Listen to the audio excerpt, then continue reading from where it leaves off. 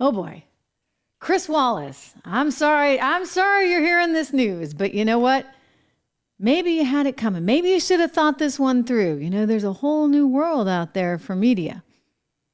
Bad, very bad news for Chris Wallace, possibly. I mean, you know, maybe he's got a heck of a contract that's ironclad and he'll be just fine. But it kind of has us wondering whether or not Tucker Carlson may have the last laugh on this one. We're going to talk about the shakeup that's expected to happen according to this rather gossipy paper. I'll preface it with that. That's also being sourced by Yahoo News. We have all the details on that. Plus, Dan Rather, blast from the past there, huh? Dan Rather is coming out with his rules for how you can fix the media in 2024. Just who you want to hear from. Although maybe he's better than Whoopi Goldberg, right? Whoopi Goldberg back in the headlines again. We're going to talk about that on this Super Tuesday. Plus, ahead of the State of the Union, how bad really is Bidenomics? It's pretty darn bad. And I got a guy here who is just going to tell you how bad, and it's hysterical because Bidenomics.com, he got the website. Like the people in the Biden administration are so out in left field, literally, that they've got this whole thing about Bidenomics and they never even bought the Bidenomics.com website. And we've got breaking news, major developments in that Fani Willis trial that could land Fani in a whole bunch more trouble. Welcome to the program, everyone. I have some very, very special news I'm going to share with you as well about a brand new venture I have been working very diligently on for months and months and months with a very dear friend. It's very important to me. I cannot wait to announce this to you. So that is coming up as well. This is the Trish Regan Show. I am Trish. We're brought to you in part, as always, by our friends over at LegacyPMInvestments.com. LegacyPMInvestments.com, 1-866-589-0560. That is their website. Okay, let's begin with Tucker Carlson getting the last laugh. I mean, he may be, in fact, laughing all the way to the bank on this one because his nemesis, I say his nemesis because we know some of the things that Chris Wallace has said about him. His nemesis, Chris Wallace, is in the news these days. A report out of In Touch that was cited by Yahoo Entertainment News claims that there's a whole bunch of deck chairs that are about to change over at CNN. And in fact, Anderson Cooper, Chris Wallace, and more could be on the chopping block amid this new CEO, Mark Thompson. So he came over from the New York Times and he's sitting there and he's like, what the heck? All these TV people, oh my gosh, they make so much money. And Mark Thompson, who probably doesn't make what Anderson Cooper or Chris Wallace or the others are making, is sitting there going, I don't understand this. What is this star system that they have over at CNN? Why do these people make so much money? And, you know, he's kind of struggling. I mean, the whole business is struggling because none other than this, right? What we're doing here right now. Streaming media, it has totally upended the traditional cable legacy media outlets. And so they're struggling as they try and make ends meet, as the advertising models completely shift, and as the profitability margins get incredibly squeezed. And so let me quote from this story. Let's go to this. It says, big bucks talent will become history at CNN as the spiraling network's new honcho slashes budgets and takes aims at anxious anchors with oversized salaries. According to insiders, this is the report from Yahoo News Entertainment. New CEO Mark Thompson is preparing ruthless cuts to remake the network as ratings plunge, leaving Anderson Cooper, Chris Wallace, Wolf Blitzer, and Jake Tapper facing dates with the Axemen, a source says. Quote, Anderson knows he's on the chopping block because he makes a whopping $20 million a year. He's already starting to look for a new gig. A network insider exclusively tells In Touch Chris Wallace takes home $8 million and figures he's a likely target too. Well, at least they recognize that the handwriting's on the wall, right? Everybody's an adult about it. I'm still looking at it though, and I'm going, you know what, Chris, if you had a big enough following, why wouldn't you have done what, frankly, most intelligent personalities nowadays do? And that's do their own thing, right? Look at all the people that have left Fox, whether it be yours truly, myself, whether it be my former colleague, Megyn Kelly, whether it be my former colleague, Lou Dobbs, whether it be my former colleague, Tucker Carlson. Well, everybody's kind of moved on and done their own thing. Anybody that can. Right now, I don't know, maybe Chris Wallace needs the paycheck, although I kind of doubt it. I mean, did he not invest well? We're going to have more on that coming up. Over the years, I mean, did you really need to go to CNN for the paycheck? Here is Chris Wallace talking about his former colleague, my former colleague, Tucker Carlson, on his, I guess, CNN show. I don't actually even know where you can watch the guy. But anyway, here he is. He's kind of ornery because Tucker got that big interview, you see, with Vladimir Putin. And Chris Wallace, I don't know. I'm just guessing. Was he a little tad jealous? Take a peek. Tucker Carlson showed up in Moscow this week to interview Vladimir Putin. It turned out to be anything but an interview. Putin droned on for 2 hours and 7 minutes, while Tucker sat there like an eager puppy. Occasionally, but rarely, he got in a question, like this one about the power of the deep state in Washington. It sounds like you're describing a system that's not run by the people who were elected in your telling. That's right. That's right. But more telling than what Tucker asked is what he didn't ask. Nothing about why Putin invaded a sovereign country. Nothing about targeting civilians. Nothing about Russian war crimes. A reporter can ask Putin a tough question if he wants a real interview. Why is it that so many of the people that oppose Vladimir Putin end up dead or close to it? But apparently, that's not why Tucker went to Moscow. During the Cold War, gullible Westerners who spread Soviet propaganda were dismissed as useful idiots. But calling Tucker that is unfair to useful idiots. No, he's made a cynical decision to chase MAGA's affection for dictators. And what better way to cash in than Putin's Kremlin? Whoa, ouch, ouch, ouch, ouch, ouch.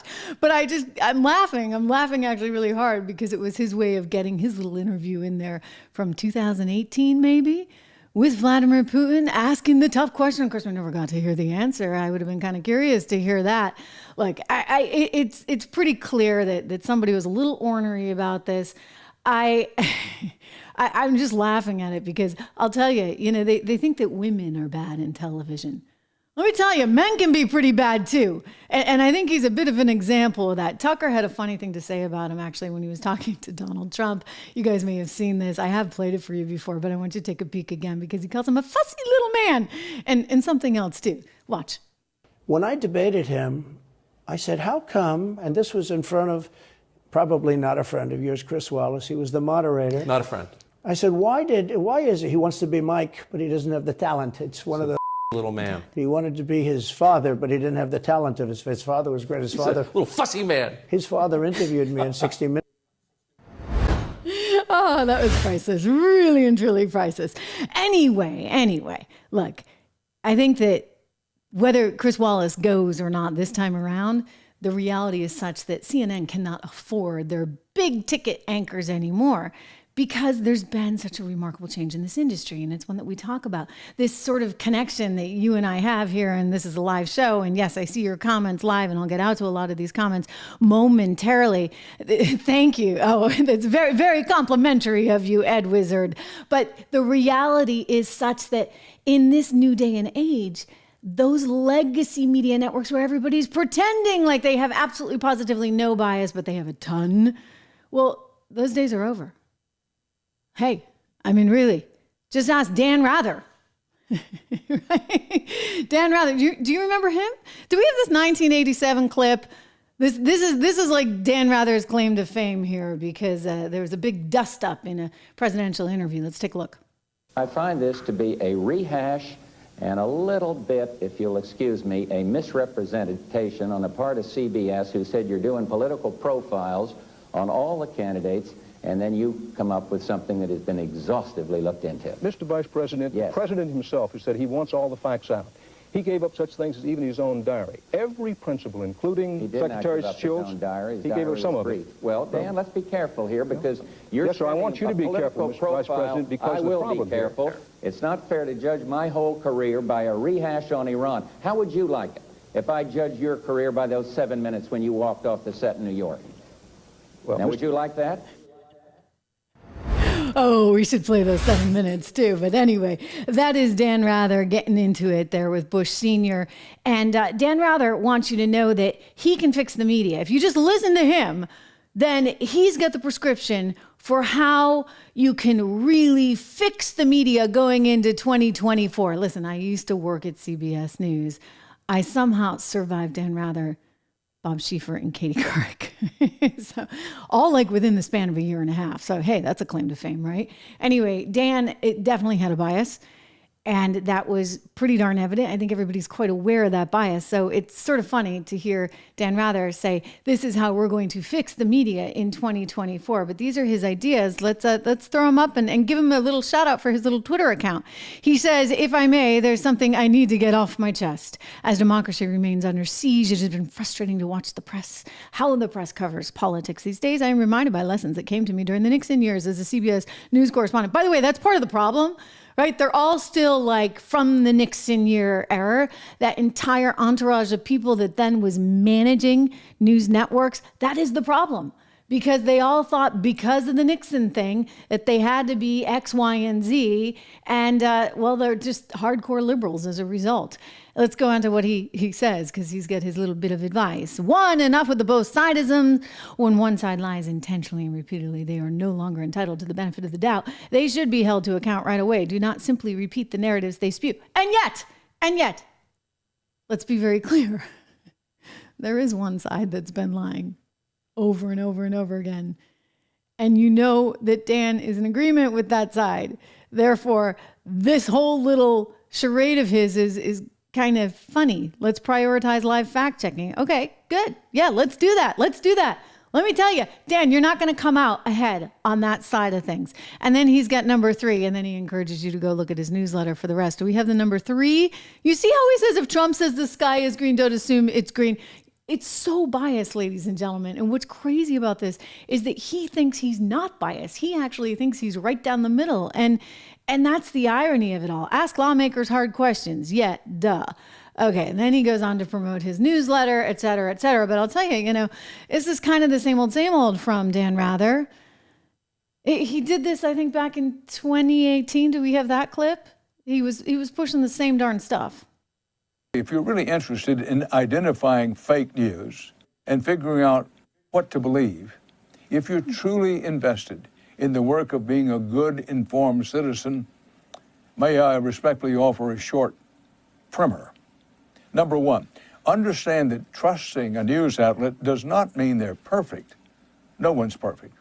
It means they tell you when they screw up. Number 2, don't rely on just one news outlet. Okay, Number 3, blah, blah, blah. I don't disagree with him on any of it. I'm just saying that he somehow, in his own little tunnel vision, kind of like the Colorado Secretary of State that somehow thinks that the Supreme Court is ruining the country because they didn't go along with her decision to kick Donald Trump off the ballot. In his own like narcissistic state, he thinks that he's the only one that understands what news is. My point that I keep making over and over and over again is to listen to everything. I mean, this is what Chris Wallace missed, right? When he's like, oh my goodness, how dare Tucker Carlson go do an interview with Vladimir Putin? It's like, hey buddy, you know what? A real journalist does do that because you've got to hear from this one and that one over here. And that's the only way that history really is properly recorded with all the biases, okay? Nothing's perfect. And we have to be able to cut through those biases, but wouldn't you rather hear them than ignore them? Anyway, that's Dan Rather pretending like he has no bias. I'll tell you this, you know what? I have bias and I'm darn proud of it. My bias is for an economy that's going to grow, for a nation that's going to stay safe, and for equal opportunity for everyone, regardless of male, female, or the color of your skin, because we live in a meritocracy that is the United States of America. That's pretty simple, guys. That's my bias. And I wear it on my sleeve proudly, happily. I am a red-blooded American capitalist, which is why I am so excited to announce my new venture. I got to tell you, I have been working on this for months and months. And I've been thinking about it for years. I've been talking to my really good friend, Rob Horton, whom I've known for years. And Rob, he's like a big time fund manager, superstar fund manager. He's been in the fund management business for 25 years, a brilliant investor. And he and I would discuss these things. I'd be like, Rob, you know, the mainstream media, this, that, and the other. And I look at financial media, especially because I've worked at all of them. Does anybody else have that claim to fame? And we're talking CNBC, Bloomberg twice, and Fox Business News. And then Market Watch as well. I've also been a front page economic columnist and market columnist for USA Today. So yeah, I've had a lot of experience in the financial media. Rob Horton has had a lot of experience in actual investing. And both of us kept saying the same thing. Like, I know I'm hindered by what the network wants you to report on or what the ratings are going to deliver. He, on the other hand, was hindered by, I don't know, ESG, environmental, social governance. I mean, you can't invest in that company because that's going to offend somebody, even if it's the best investment for an investor. So he and I kept talking about this, and we said, you know what, we got to do something for everyday folks. And we decided to launch a newsletter called 76 Research. 76research.com. Look, I'm going to put it in the chat for you. Drew, if you have the video of the website, I'd love to show everyone because I'm just like super proud of this. And this is it right here. You can, our tagline is think independently, invest intelligently. You can put your name in, go to the website, 76research.com. You can read all about us. You can read about Rob, read about me. We've got the 76 Report, big flagship newsletter with a lot of analysis on what's going on politically, economically. You can sign up for that. You can also sign up. This is a big deal because we have what's called model portfolios. This is done a lot in the financial industry, but not as much sort of for everyday folks. And we've got an American resilience portfolio. We've got an inflation protection portfolio, right? If you want to watch against inflation. And we've got an income builder portfolio. So these are for long-term investors that really want to think about new ideas. And there's like 10 to 15 different stocks in each one of these.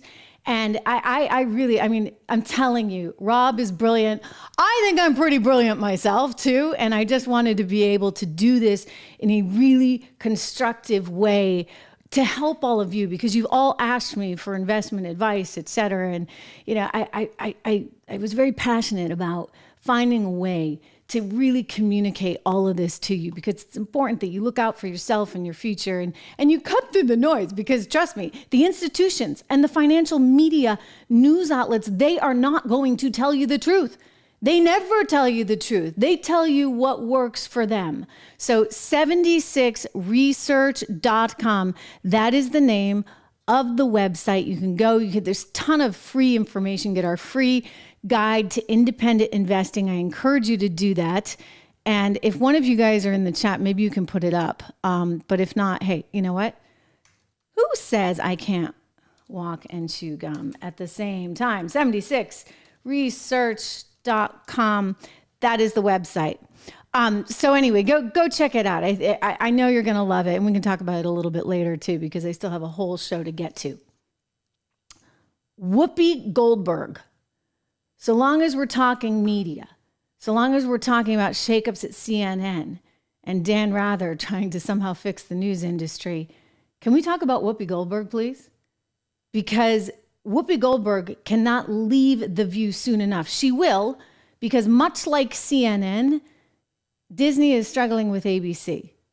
And Disney's struggling with ABC because of the simple fact that, well, again, the industry is changing. And digital media and streaming outlets are so much more valuable than the traditional networks. I mean, heck, Disney doesn't even want ESPN. They're out there saying they're going to sell it all, which can't happen soon enough, given that Whoopi is so irresponsible as to say things like this. What was she the other day saying that, well, hey, you know, maybe Biden can just lock up all Republicans? Nice one, Whoopi, really. Well, the Supreme Court won't hear oral arguments until the end of April. Now, let's look at a scenario where the Supreme Court says, yes, he has all those rights. He is immune from everything. Yeah. You know what Joe Biden could do since he is presently president? What? Whoa. He could throw every Republican in jail. Yeah. I mean, he could. I mean, no. This is not a good thing. Because he'd have he could go. What this means is he could do anything. Yeah. He could dismiss everybody's debt. Yeah. You know, there's a whole bunch of great stuff that could happen, but let's really look at what this means. Yeah. So they're basically kicking the can down the road, though. They're not taking up this case immediately. Right. So what's their motivation then? If we all know that they can't do what you just said because of the extreme power that a president would have, what is their motivation for not doing it right away? Well, unfortunately, some people are saying the motivation is that there are certain conservative justices that have been appointed by Trump that want to help him. And because we know the end result is if this case is not resolved by the time of the election and he, God forbid, becomes the president of the United States, the Justice Department policy is that you cannot indict nor put on trial a sitting president, right? And so it's his get out of jail. He could throw him in jail. But it's his get out of jail free card. No, I'm saying Biden could throw. Yeah, See, this is a slippery slope because if they give him this immunity, what's good for the goose what I also will say is they're listening to these arguments in April. The end of their term is in June, right? They return again, I believe, in October. The Bush v. Gore case happened real quick. Do you remember that? The Supreme Court knows how to work real fast. That was the day Anyone else find these women to be wildly irresponsible? Here's another example of that irresponsibility, and another example of why Bob Iger, the CEO of Disney, needs to cut the cord fast with this show, and in particular, this lady. I'm going to be, on day one, I'm going to be a dictator. Who says it to you, tells you. I'm going to put you people away. I'm going to take all the journalists. I'm going to take all the gay folks. I'm going to move you all around and disappear you. If that's the country you want, you know who to vote for. If that's not the country you want, you have to make a decision. All right, I'm going to make a decision to never watch The View again. Actually, I never watch it. I go and look for little clips for you. But to actually consume that in its entirety would be a form of torture, would it not? Right? But hey, look, we're following Dan Rather's advice. We're listening to the other side, right? Ha ha. Anyway, Whoopi Goldberg, I do think that she is going to suffer the same fate as potentially some of these people at CNN. Again, you have the CNN CEO who comes from print and is like, I can't believe these TV people make that much money. So he's like, oh my gosh, this is too much money. He wants to redo the place. He wants to get rid of some of these big ticket anchors. And meantime, you've got Bob Iger, CEO of Disney, and he's looking at ABC and he's looking at ESPN and he's realizing this is not the future. We don't want to waste another day or another dollar on any of this. We need to cut the cord ourselves. He told David Faber, my former colleague from CNBC, that at Sun Valley. Remember this? Watch.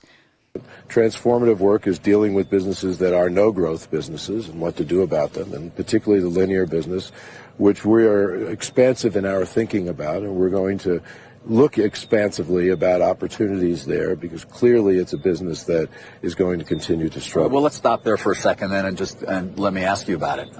We're talking, I guess, ABC, the network, the stations, but then the cable networks as well. Yes, correct. FX, Nat Geo. Is it possible you would look to sell them? We're going to be expansive. I think if you can interpret what that word means. Okay, so I'll interpret it for you. My sources tell me they are definitely selling their networks. And in fact, I have sources that say that ABC News has actually sat down and had conversations, Disney's had conversations with Nexstar. Possibly Nexstar would buy it. The other option is for a private equity group to come in and buy it. Now, let me tell you, any of these groups are going to be like sharpening their pencils, and they're going to look at each and every one of these anchors' salaries, and they're going to say, how can we do this cheaper? Do we really need Whoopi and all of her liability and all of the whatever she costs us? And I'm pretty darn sure the answer is going to be no. So now Whoopi will be fine. I'm assuming she's made plenty of money over the years, and she can go out and do her own thing, as again, any personality worth their salt is actually going to do.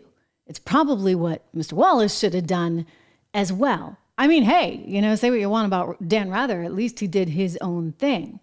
And so this is, as I keep saying, this is the way of the future. And you're not going to have these big personalities on these network platforms anymore. So the good news is you won't have to watch them there. And the people that do want to watch them, all like 5 people that want to watch Whoopi Goldberg, guess what? You can go watch her all day long when she does her own thing, which I'm sure she will, because there's no way that any smart investor is going to go with paying big price tags for some of these anchors. It just doesn't make any sense. All right, I want to turn to another story right now. Former Obama campaign manager David Axelrod admitting reality that the more the left goes after Donald Trump, the more they make him, quote, indomitable seeming. This is good. I mean, you know, I appreciate Axelrod at least being honest on this, and it is indeed the truth. And the left is so, frankly, out of touch that they don't realize that they're actually helping him not only to likely secure the nomination, don't forget it is Super Tuesday, but probably to beat Joe Biden. You look at every poll right now, and David Axelrod is telling them, listen, these lawsuits, they start adding up. They make him a far bigger deal. Take a peek. All of these legal travails that he has, all of these indictments, all of these lawsuits and so on, has given him a chance to look indomitable, look strong, look resilient. And that's actually in some ways helped him. Now, the main cases haven't gone to trial yet. That could be a different story. But he's actually used these to propel himself to this moment. Yeah. Well, think about it. I mean, you got Letitia James going after the guy for $500 million. You don't think that some people in the middle are going to look at that and say, oh, gee, I think that's a little bit excessive, considering that there was no victim in that alleged crime? It's going to go now to the appellate court. But in the meantime, she's not even going to allow for what, the 30-day stay where, you know, you get 30 days to be able to pay the bill. He offered her $100 million. She's like, no way. No, I want the full 500 and something. I mean, the number keeps getting inflated because you got to factor in interest and it's all of those things, et cetera. But it's wild. And so any normal person looking at that says, gee, how is that fair? How is it fair for Letitia James to come in out of nowhere and say, I don't think that Mar-a-Lago is worth that?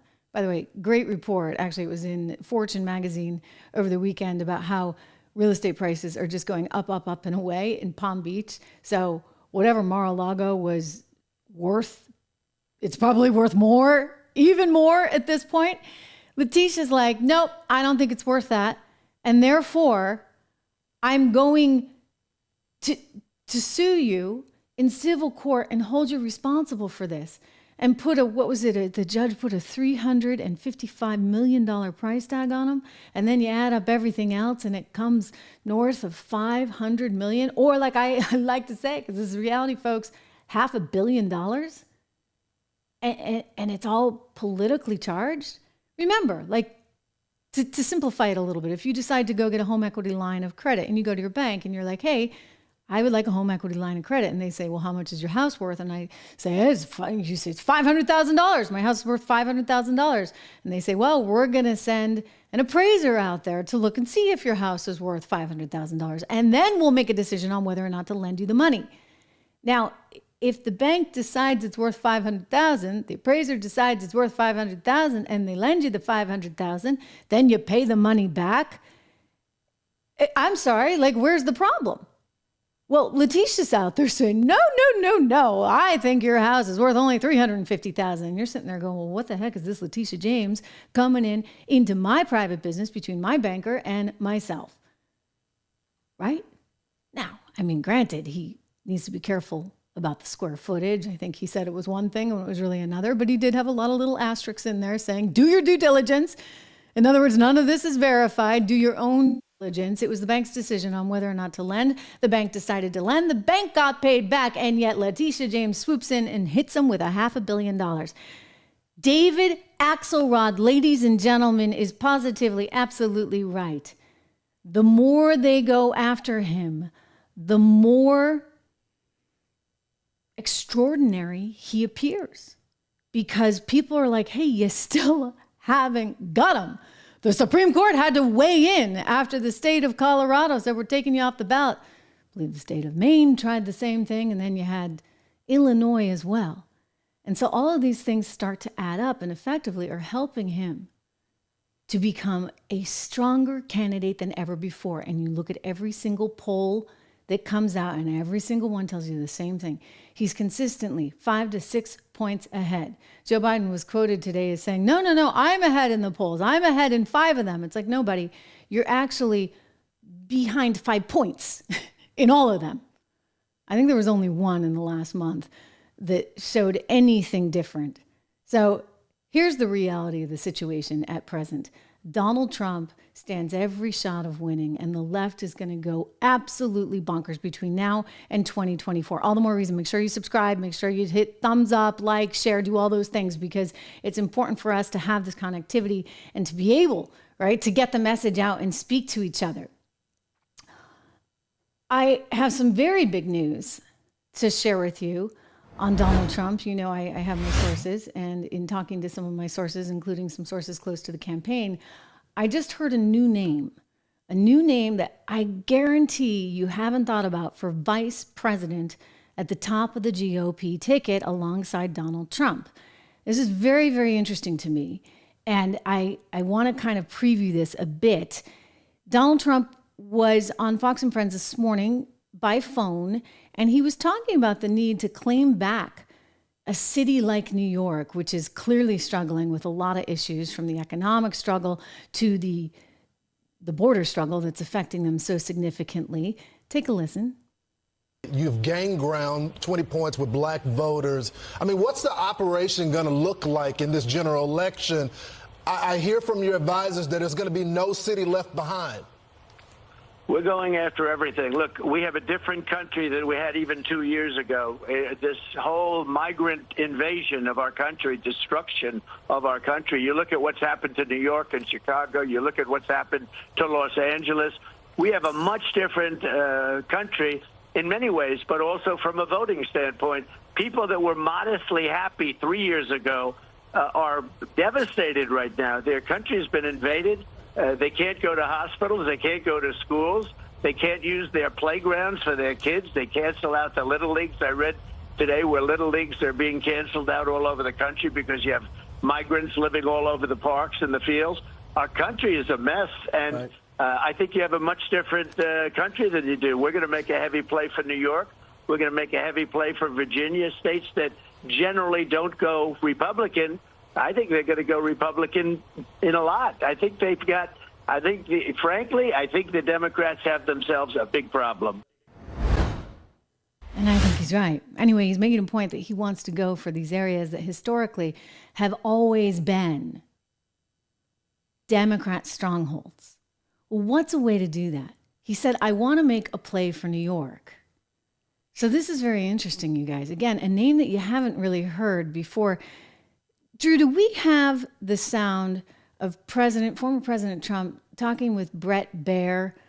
I'm wondering if Drew has that, because he was on saying to Brett Baer recently, you know what, like, it's really not that big a deal. Who I pick, it's not going to make or break anything. It's not really going to be earth-shattering. So he was trying to make the point that, you know, it's not going to be some kind of superstar like Tucker Carlson or maybe like Vivek Ramaswamy, whom I know you guys all like. I like him too.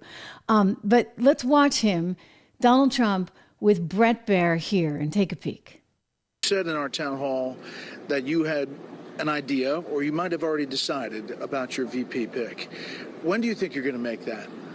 Well, it's never really had that much of an effect on an election, which is an amazing thing. Both election and primary, it's never really had much of an effect. I may or may not release something over the next couple of months. There's no rush to that. It won't have any impact at all. The person that I think I like is a very good person, pretty standard. I think people won't be that surprised. But I would say there's probably a 25% chance it would be that person.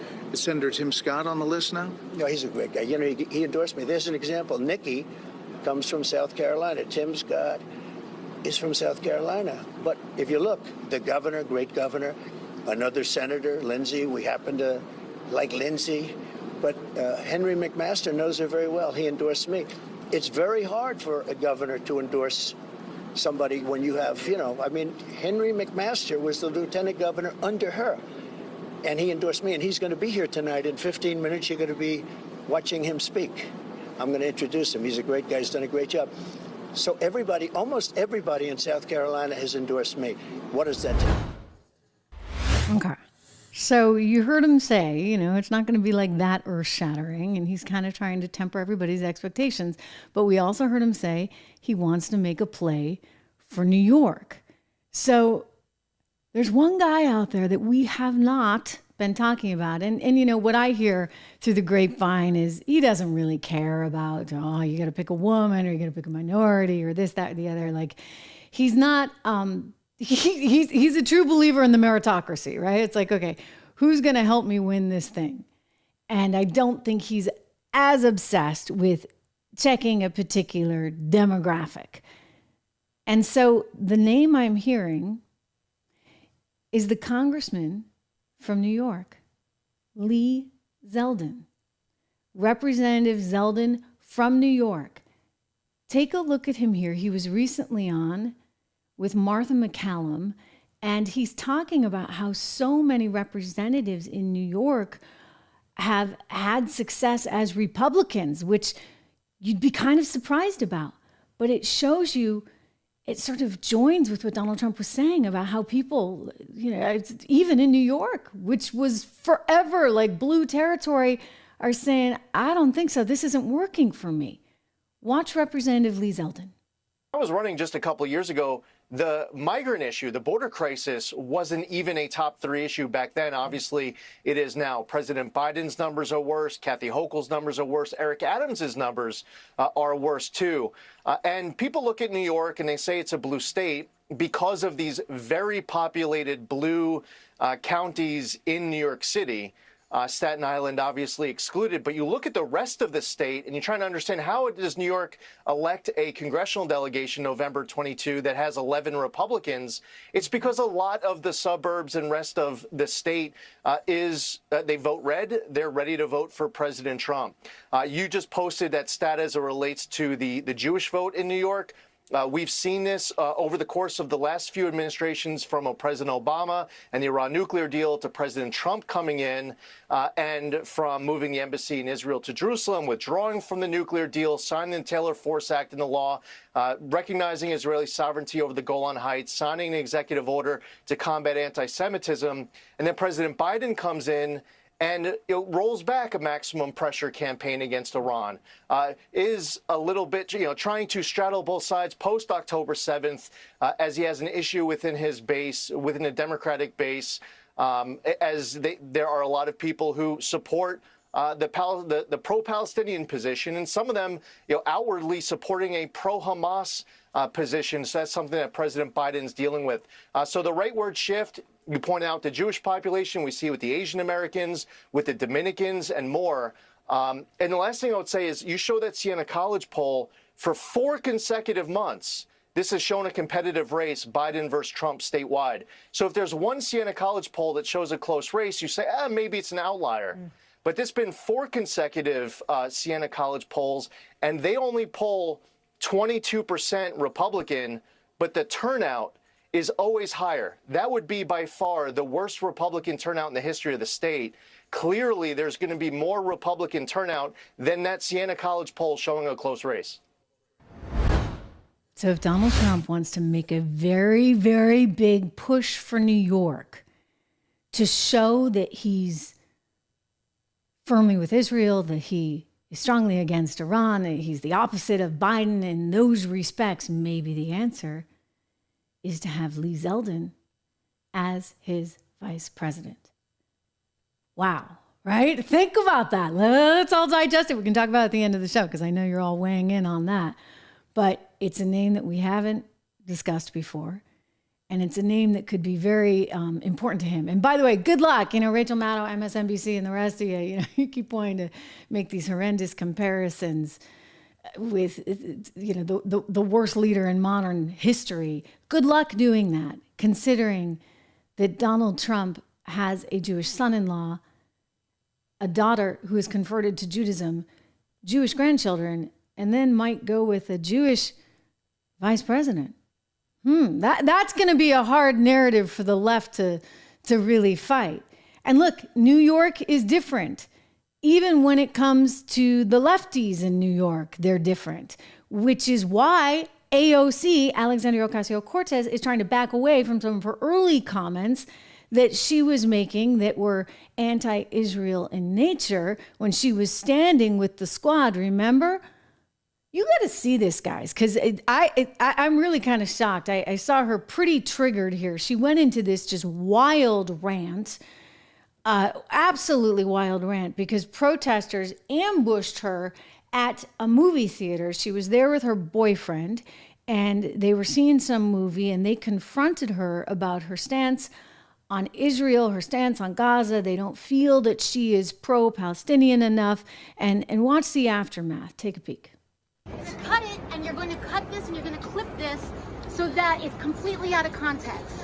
I already said that it was, and y'all are just going to pretend that it wasn't over and over again.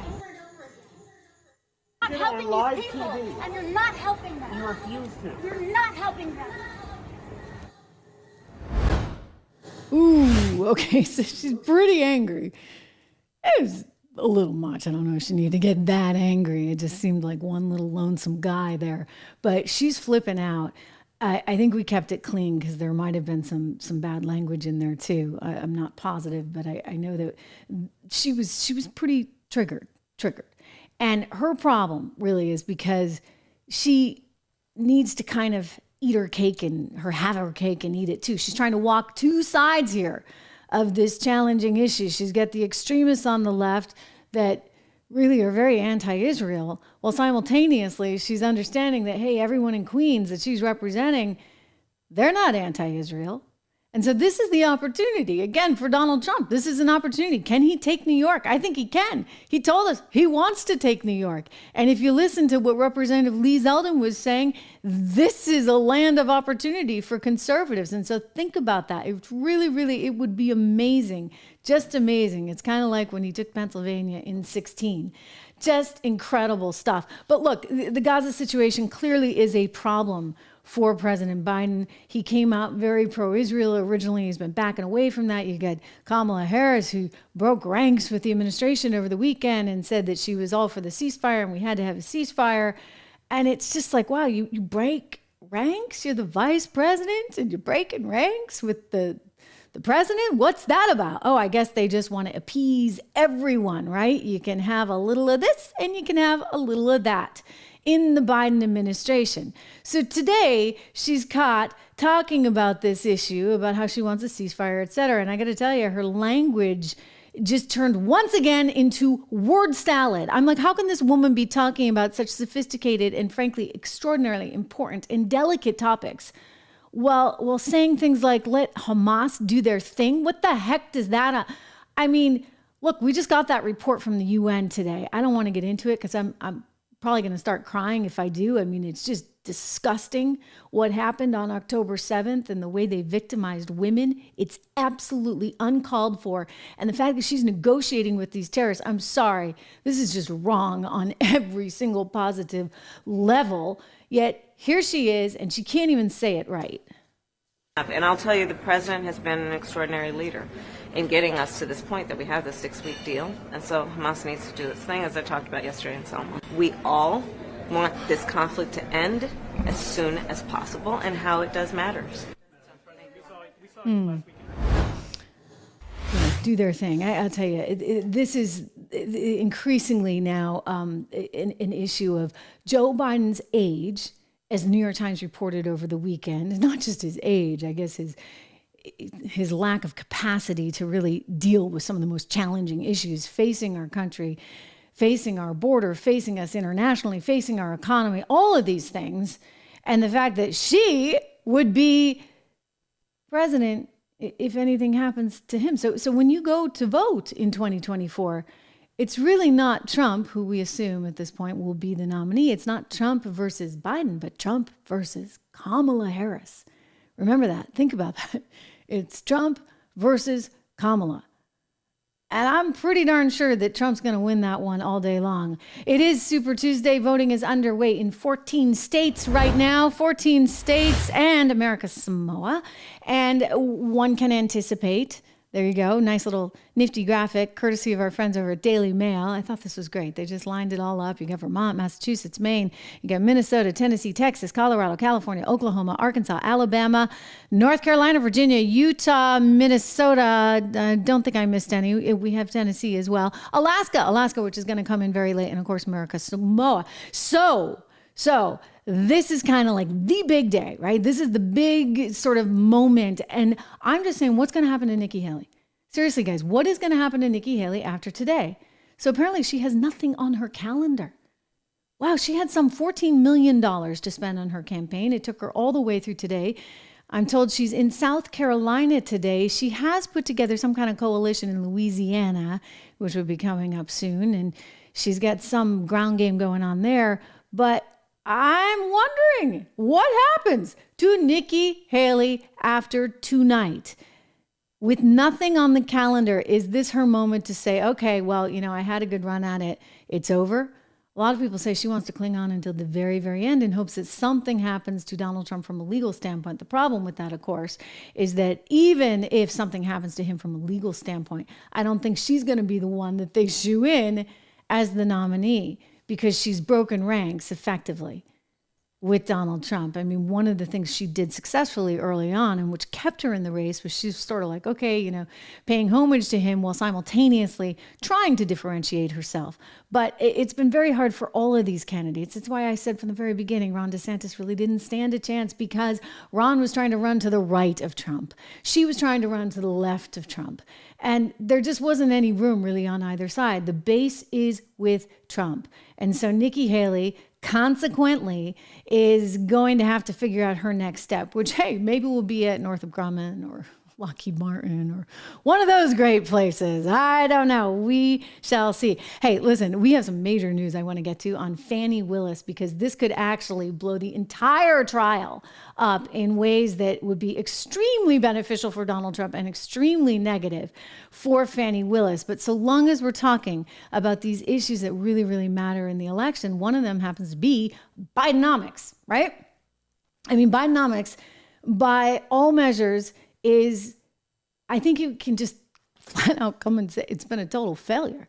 I mean, when prices are up between 18 and 20% from where they were in 2020, that's a lot more than the 2.5% the Federal Reserve likes to shoot for, ladies and gentlemen. And then when you look at some things like rents, they're up even more, or mortgage prices. I mean, the amount of money that people are paying in mortgage costs now versus, say, what they were paying in 2020, it's up 66%. So this is pretty extraordinary. When we go into the State of the Union this week, we are going to hear over and over and over again how Bidenomics is working. Bidenomics is just great. Well, what cracks me up, this is actually pretty funny, is that for all this talk of Bidenomics and all those nifty TikTokers there in the Biden administration, nobody had the bright idea to go and buy Bidenomics.com. Wouldn't you think that they might just try that? Well, I sat down with a guy who was smart enough to actually go and do this. And we just had a fantastic conversation about Bidenomics. We just did this yesterday. I want to bring this to you. I'm right here with you. We're going to talk in the chat a little bit about the conversation. Here he is from the Americans for Prosperity. Take a listen. The guy's smart enough to actually be out there calling one Bidenomics out and getting the handle to begin with. About whether Bidenomics really is working or not, I think we know the answer, is Akash Chigule from Americans for Prosperity. He is the Vice President of Government Affairs over there at AFP. It is good to see you. Good to see you, Trish. Thanks for having me on. So, every single poll you look at right now shows that people are really just tired of the Biden economy. Every single thing I see. And yet the administration keeps telling us Bidenomics is working. Bidenomics is working. Oh, inflation's coming down. But inflation isn't really coming down, is it, Akash? I'd like you to explain that and refute that point, if you would. No, the White House can point to whatever little charts and line graphs they can, but you can't argue how people are feeling. And the way people are feeling is correct, which is that their life has gotten a lot more expensive since President Biden took office. And so even if these inflation indicators are down year over year, month over month from what they were a year ago, inflation has just been elevated, and it's been climbing since the president took office and spent his additional $6 trillion with Nancy Pelosi and Chuck Schumer when the Democrats controlled Congress. And so even the baselines that they're measuring from are higher and higher and higher each month. The end result, Trish, is that the average American family is spending $11,400 more per year to afford the same quality of life that they had before Joe Biden took office. Our organization is going to hold him and the people that voted for his agenda accountable this year. Akash, it's amazing. Like, that is truly, truly remarkable. We haven't seen an inflation uptick like that, since Carter? Yeah, that's exactly right. Certainly not in my lifetime. And the thing is, in the 70s, it was kind of this slow drip. Here, we know how obvious the connection is. It's the trillions of dollars in reckless spending without doing anything to increase the supply of goods and services in the economy. Anyone, even without an economics degree, you don't need a PhD in economics to know that dumping trillions of dollars into the economy without increasing supply is going to drive up prices. That's what Americans are dealing with. And they did it for so long. And by the way, it wasn't just what was happening in DC from Congress and from Biden. I mean, my gosh, he handed out the third stimulus check when he came into office. And I'm like, seriously? Right? Like, by then the economy was already opening up. And so it was just like a windfall for people. And so you could just see it. It was like, I mean, I was watching in real time, of course. I was the crazy person in August of 2020 when Donald Trump handed out the second stimulus check. I was like, be careful, be careful, be careful, because you combine that with what the Federal Reserve was doing, printing like there was no tomorrow, and they wouldn't stop printing. And they just kept printing and printing and printing and printing. And I'm like, whoa, it's coming at us from every single direction. How would you not have inflation? I mean, even today, you look at hotel prices, you look at airfare prices, you look at egg prices, for goodness sakes. Everything is higher. Trish, 59% of Americans say they feel angry, anxious, or frustrated when they go grocery shopping. Now, that's a data point. Your listeners don't need to listen to polls to know that they're frustrated. I mean, we heard these stories all over the country the past couple of years. If you recall, AFP was doing events at gas stations and grocery stores. We were actually helping people, afford the price of gas during, the worst months of inflation, things like that. Some of the stories we heard, I mean, I remember I was doing an event in Pennsylvania, a mom who literally week to week was choosing between filling a full tank of gas to get to work or enough diapers for her baby to last until next week. I met a couple who used to go out to dinner once a month and has to cancel date night because restaurant prices are so expensive. And these are short-term indicators, but then you look at interest rates, people's ability to buy a car if their family is growing, buy a new home. I mean, the American dream is getting further and further out of reach. And that's simply not what you're hearing from the White House because they don't want to be honest about what's going on. And so we're doing it for them at Bidenomics.com starting today. Okay, I got to get to that. But I mean, gosh, it's striking how quickly it happened too, right? And it shows you, and this is why I'm a nerd for policy, and especially when it comes to economic policy, but it just shows you how important this stuff is and that you don't want to mess around because you can so quickly screw it up as this team has, frankly. I mean, and they had every warning. I mean, they didn't have to listen to me. Larry Summers, their friend, right? Who is a tried and true Democrat, or at least he may be feeling that he's more conservative these days, but he was trying to warn them too in terms of the Federal Reserve and in terms of Congress, et cetera, that you were going to have this mass inflation. And sure enough, we've got it. So Bidenomics.com, this one cracks me up, okay? So I was reading about you guys and I learned you had Bidenomics.com and I'm like, wait a second. Like Joe Biden doesn't own, White House doesn't own Bidenomics.com. Americans for Prosperity owns this one. Yeah, absolutely. We've been calling it Badenomics and all these things. And then all of a sudden you realize Bidenomics.com itself is available for a White House full of millennial and Gen Z TikTokers who live online and seem like they haven't touched grass in months. Not to take this basic digital 101 step to purchase Bidenomics.com left the opportunity for us not only to buy this domain, Trish, in advance of the State of the Union, but we're going to be doing, people can see at Bidenomics.com, a rhetoric versus reality fact check of the president in real time today, this week, at the State of the Union, and throughout the fall. as they're on the campaign trail, they're in these key states and districts. We will be using Bidenomics.com, ads, and many other outlets to tell people what's really going on with this economy that they're not hearing from Joe Biden and the Democrats who voted for the agenda that caused this inflation crisis. It's really, it's incredible. And people should go and check it out, Bidenomics.com, because that's where you're going to actually be able to cut through this noise and cut through this spin. I'm sort of surprised. I mean, I look at it and I'm like, okay, politically speaking, I don't think this is working for you, buddy. Like, you keep talking about how great the economy is, and actually it makes you look more and more apart and separated from your core constituency that you need to go out and vote for you, because you look like, you're pie in the sky, Marie Antoinette-esque, as opposed to somebody who really understands and appreciates what they're going through. You can't sit there and tell people like it's better when in my neck of the woods, and granted I live in the New York City suburbs, so it's like $7.99 when you go for eggs, like just for a dozen eggs. And I'm like, wow, I mean, this is steep. And so when Joe Biden tries to tell me that there's nothing to worry about, it just makes me, and I think every other American, feel like you are so out of touch. There's no hope. No, totally. I think it's two problems. The American people already don't trust Joe Biden because of his age, and he can't string together a sentence. And then you have the unwillingness to even acknowledge the fact that these problems exist. So it's like, one, you caused this problem. Two, you won't admit that it's wrong. And then three, you're incapable of fixing it. And so it's this double, triple whammy. I think our goal at Americans for Prosperity with Bidenomics.com and our efforts throughout this year is to make sure that people remember why they're in the situation. They don't need us to tell them things are expensive. What we're making sure people know is that it's because of the trillions of dollars in reckless spending, tens of thousands of pages of regulations, and things like giveaways to the green energy industry and big labor unions, and prioritizing his political allies over average Americans is why we're in this situation.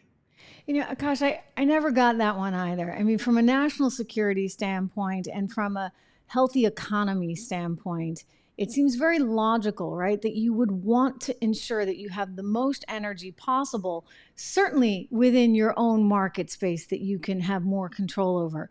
You knew that things were heating up overseas. I would assume you knew that they were heating up enough that you might actually have to look at sanctions on Russia, which means you're going to take all this natural gas right off the market. And, what's that going to do to natural gas prices when you take off a big chunk? I realize it's fungible, whatever. And, Russia's doing fine because it still finds a way to sell its natural gas for more money now. But reality is it drove up prices and you had no alternative, nowhere else to go.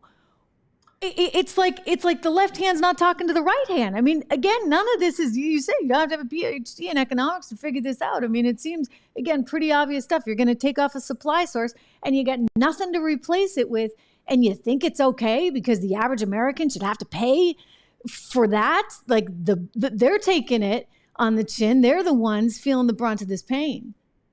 Here's the greatest irony, Trish. It's not like he caused this overnight transition to renewable energies. All we did was drain down the strategic production reserve to its lowest levels ever. And then he went and begged Venezuela and Iran to produce more natural gas. I mean, we're going to countries that do things dirtier than we do for the environment, have all kinds of human rights abuses, and we're harming American workers in the process while also not even achieving his goals in the energy and environment space, while making the country weaker and more susceptible to uncertainty on the global scale. I mean, the lesson here really is one for, the American people in general, but I think policymakers in Washington of both parties, right? The American people don't want a lot from government. They want hands-off a free market that creates opportunity for them to build a better life for their family.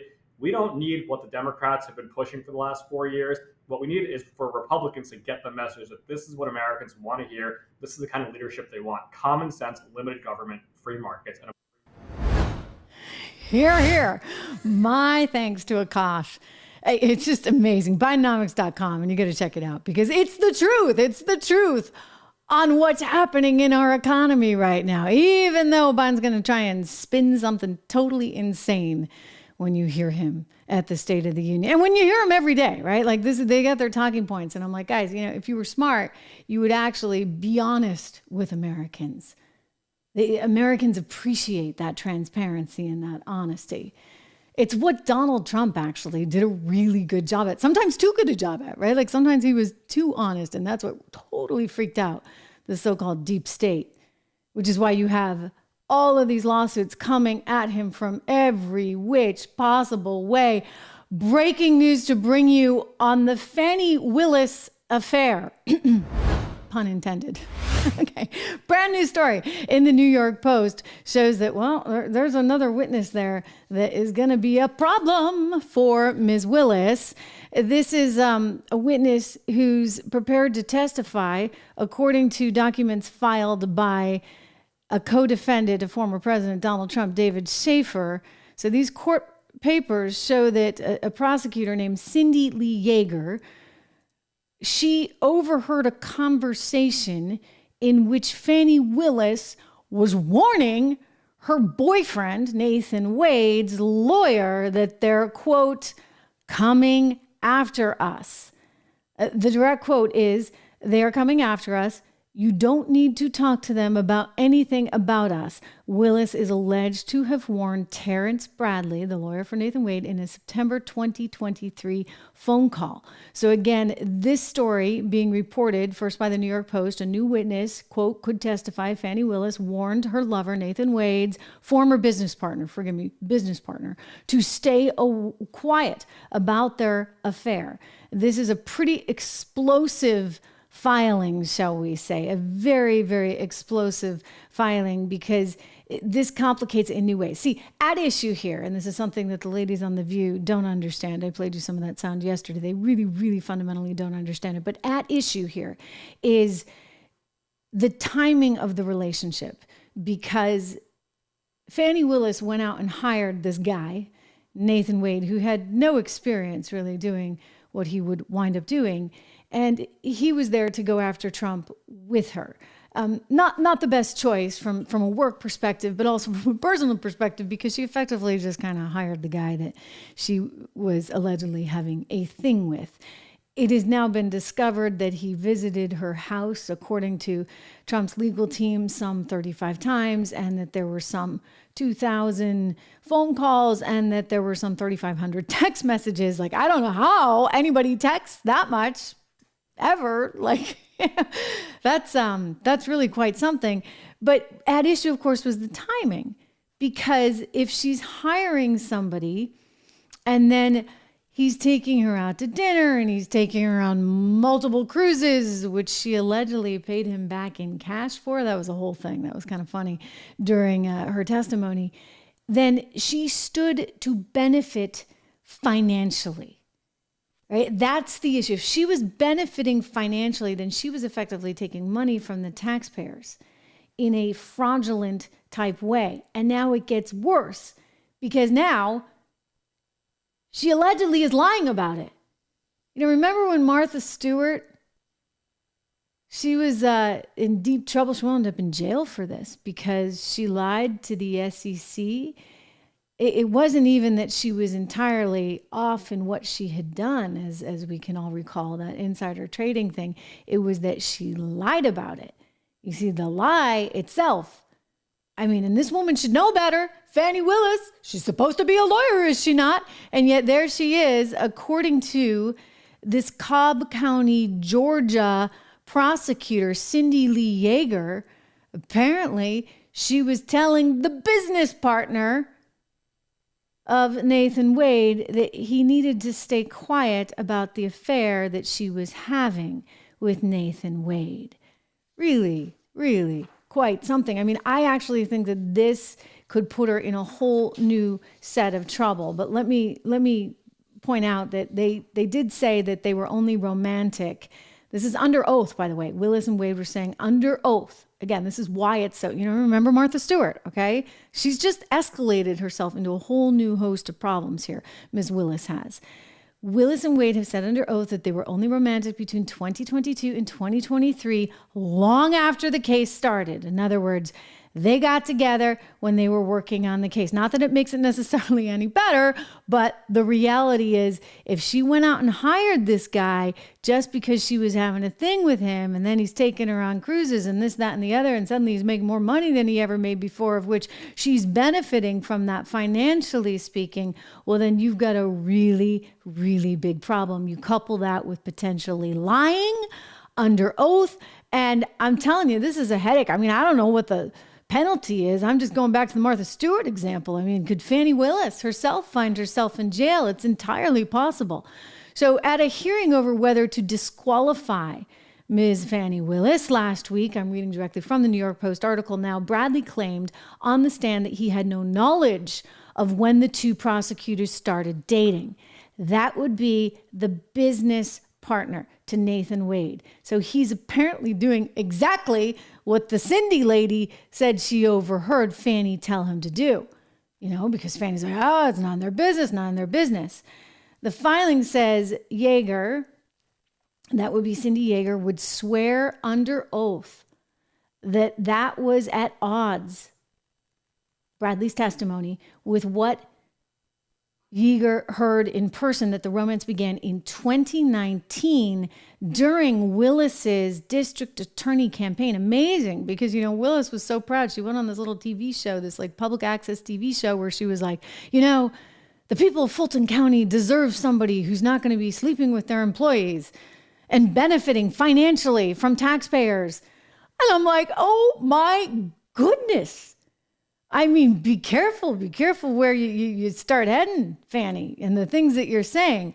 So Bradley, that would be Nathan Wade's business partner, also texted a lawyer for another Trump co-defendant, according to the New York Post, that the pair were absolutely dating before Willis hired Wade to manage the Trump prosecution in November 2021. And he muttered, "Oh, dang," when confronted with that evidence on the stand. So again, all of this is about the timing, but don't tell that to the ladies of The View. They don't quite understand any of this. I mean, here they are thinking this is not anybody's business, and why are we even talking about this? Let's go to Sunny Houston and Joy Behar. Sunny, who I guess graduated from law school and thinks she's the be-all, end-all legal expert there on The View. State.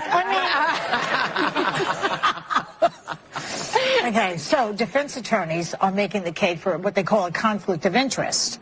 Meanwhile, the two lawyers prosecuting her, who were questioning her, they're married. They're married to each other, and they have a law firm together. Yes, they do. So isn't that a conflict of interest? And do they have a problem? Do we have a case against her? They don't have a case against her. I think this is certainly just a political move. This is so that Trump can push this and try to kick this case and this can down the road, so that if he becomes president, God forbid, of the United States, then he's going to say, you can't prosecute me in state court because I'm too busy being, he's not really going to be too busy, but he's too busy being the president of the United States. So that's what this is really about.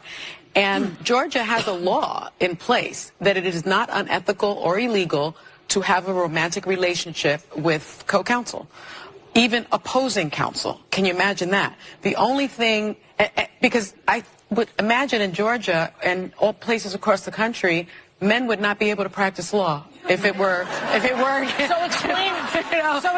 But did they have to disclose the audience? Is that what it is? Explain to the audience what the problem is. The problem, though, is that you cannot have a financial interest in the outcome of the case. And so that's their argument, that because he was being paid by her office and then she somehow went on dates with him or got a gift from him, the fact that he was being paid per hour made her possibly want to drag the case out because that would have benefited her. That's why they have to prove.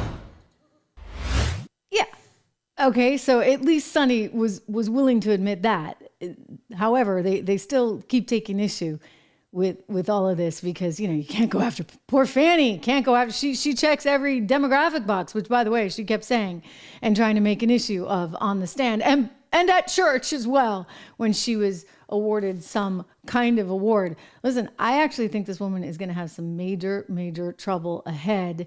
Former President Trump at a rally over the weekend highlighting the insanity of all of these text messages. I mean, wild. Watch. I was indicted by Fani in Georgia. Fani.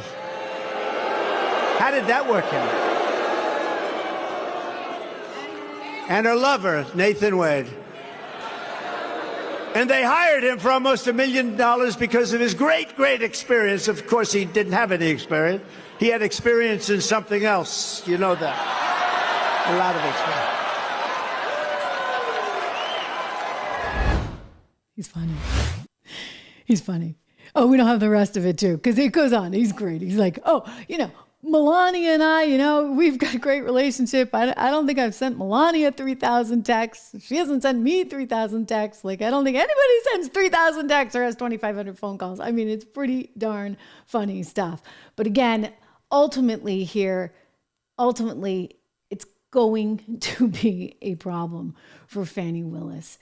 And it's amazing how just every single thing keeps coming back to bite these people, whether it be Griswold out in Colorado, and she just can't understand why the Supreme Court if the United States of America wouldn't be willing to go on with her grand idea that somehow she can kick a guy she doesn't like off the ballot, or whether it be what's going on there in Fulton County, where somehow we're not allowed to call out Fani Willis because she's doing something that would be financially inappropriate and then lying about it. Remember Martha Stewart? I mean, this is the kind of stuff you go to jail for, folks. Seriously, jail. So Fani better, Fani better watch her Fanny. Okay, that was too easy, right? I got to get to this because this is just staggering. There is brand new news that more than 300,000 migrants were flown into this country by none other than Joe Biden. This coming to us from the Daily Mail, as well as a number of other reports. Biden administration is actually admitting it now, that they flew in more than 320,000 to various cities all throughout the United States of America. And they did this because they had some kind of new app with a program where people could file for asylum from their country, and then they could come here, and then they would be flown into the country to wherever and dropped off. And the Biden administration never told us, never bothered to actually tell anybody. And the cities where they were getting dropped off in, never told the cities, never told the people, because they thought, well, that's going to create a political problem. You think? I mean, this seems really unbelievable to me. It seems like such a violation of trust. I mean, to say, okay, come one, come all. Elon Musk is out there. He's going crazy. He's tweeting all over. Forgive me, Xing? What do we call it now? He's all over X, putting all kinds of statements out saying that this is really dangerous. I mean, you could have some kind of major problem from a national security standpoint as a result of this. He also insinuated that this was a desire to get votes. I'll just say this. I don't know what it is, but I think it's pretty darn stupid. I mean, you got a choice. It's either stupid or it's deliberate. So maybe if you go with the votes thing, it's deliberate. They don't have the votes yet, but maybe this is a long-term plan. I don't know. But it's really stupid from a national security standpoint and from an electability standpoint. I mean, you're Joe Biden. You want to actually get elected in 2024. So why would you do this? Why would you fly in 320,000 plus people and say, okay, we're going to plunk you in this city and that city, and we're not even going to tell anybody about it. We're just going to let you infiltrate. Eventually, you're going to get found out. Eventually, you're going to admit to it. This was a big investigation that was done in part by the Center for Immigration Studies, and there are FOIA records and the whole 9 yards. And so now they're found out, and people are rightly furious. You are a country. You have borders. How is this that hard to understand? Yes, we're a nation of immigrants. We're proud of it. I'm an Irish immigrant, super proud of it. Had family that came here, going back to the potato famine, okay? You know what? Thank goodness America is what America is. But let's just come to this recognition and understanding that you got to play by the rules. And this seems extremely dubious, because if you don't even tell the local governments that these people are coming in, and then all of a sudden they don't have the capacity in their hospitals and in their schools and in their communities to handle the people, then is this a big giant F you to America? That's how it feels, guys. A big giant F you to America. And that's why it can't continue. I mean, I can tell you, this is one of the reasons why I'm really proud to partner up with the folks over at JCN. JoinJCN.com. I want you to go to this because this is an organization that so passionately cares about small business owners in America, and it cares about having the policies in place for us to be able to fight back as a nation. I mean, you look at what's going on right now with the border. The border crisis is impacting so many Americans throughout the country. I don't care where you live because, hey, they're flying them in, 320,000 plus of them. And you've got higher crime. Just look at the stats in New York City. Look at the horror that we're seeing in New York City, the NYPD officers getting beaten up. And then somehow they don't have the ability to keep the guys there in prison. They let them go without bail. Some of them anyway. I mean, this is impacting small business owners. Think about the small business owners in Times Square that, have to worry about their stuff getting shoplifted, et cetera, et cetera. It is affecting all of us. And this is why an organization like JCN is just a great, great place for you to be, because they are committed to this and they're working hard to make sure that we have better policies in place to protect people, to protect small business owners that are being left vulnerable because of this border crisis. They actually run the only national scientific poll on small businesses and what they actually are finding. You got to go to the website to find out, but they're finding that small businesses are faring much more tragically, I should say, under Biden's presidency than they fared under the presidency of Donald Trump. This does not surprise me, guys. But I just want to give them a plug because they're working hard to make sure that we've got the policies that are going to help us. Go and check them out. JoinJCN.com. That's what you need to do. Be a part of this because this is an organization that cares about you, that cares about small business, and cares about America. Really and truly. I mean, we got to work together. There's so many forces out there, forces of communism, of socialism, of progressivism that want to work against our capitalist meritocracy that has made us the great nation we are. So we got to fight back against this. I'm doing my part. My brand new venture I'm so proud of. Again, I'm going to put it, can I put it in the actual notes here? With all of you. I see so many. Leslie, it's good to see you again. Don, as always, great. I see so many Reganites here on the platform as well. It's really good to see you. But anyway, 76research.com just debuted this morning, actually, just debuted. It's been a labor of love here for the last however many months. We've talked about it for years. My friend Rob, who's a really just superstar, amazing investor and fund manager. He's been on Wall Street for 25 years. He has been investing in running mutual funds for 25 years and just absolutely positively incredible. And he's been up against sort of the same thing that I'm up against, right? With mainstream media.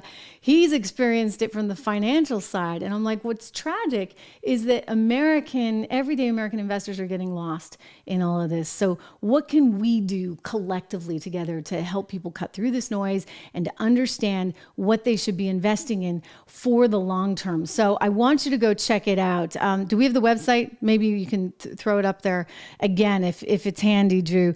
People can see it. 76research.com. 76research.com. There is a ton of free content for you, including our free guide to independent investing. The whole idea here is you're going to independently invest. You're not going to have all these biases that are coming from legacy media.